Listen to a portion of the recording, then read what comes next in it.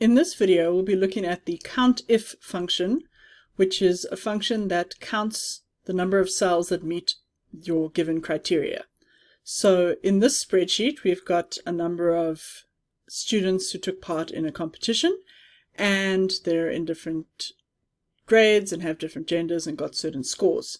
So we want to count the number of female, the number of male participants, the number in grade 12 and grade 11.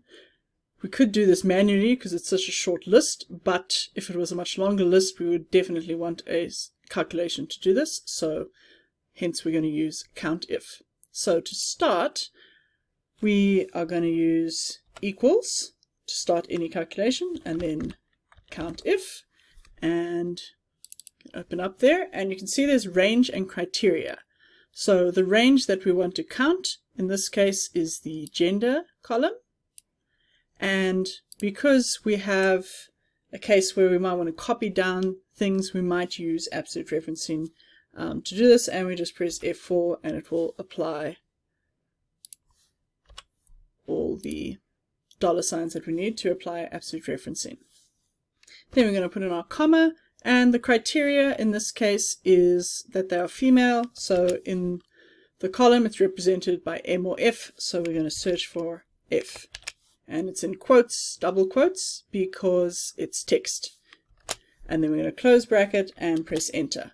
And we can see there's 2, and we can easily see that there are 2 there.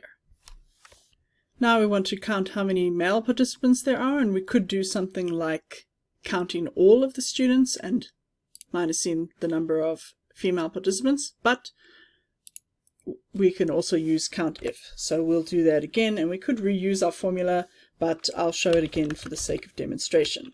We've got CountIf. Again, the range is C3 to C12, and we could make that an absolute reference, but since we're not going to copy it down in this case, I'm not going to. And then the criteria is M for male. Close brackets, and there are 8, and that's correct because there are 10 students in total. 2 of them are female, so the total here is 10. We could take this a step further and actually have this information next to these cells. And I've done that for the grade 11 and 12 so that we don't have to manually type 12 or 11 into that, and that way we can also reuse the formula. So for this one, I'm going to type equals CountIf.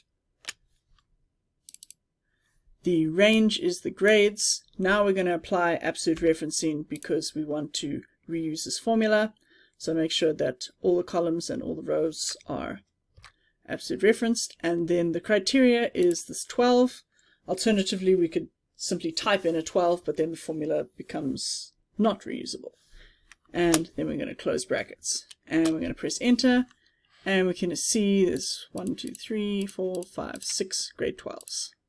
Now I want to count the number of grade 11s, so I'm going to simply copy down my formula, and there's 4 of them, which we can see there. We can double check the formula. Because we used absolute referencing, it didn't move down the range, and the criteria did, so it works perfectly. Finally, we wanted to know the number of scores in this list above 7,000. We can see there's 1, 2, 3, 4. And we're going to do that with CountIf again. The range is the score, and then the criteria. Now because we're going to use a greater than symbol, it's not plain numbers, so we have to use inverted commas. Greater than 7,000, close brackets. Okay, and there were 4 like we said earlier.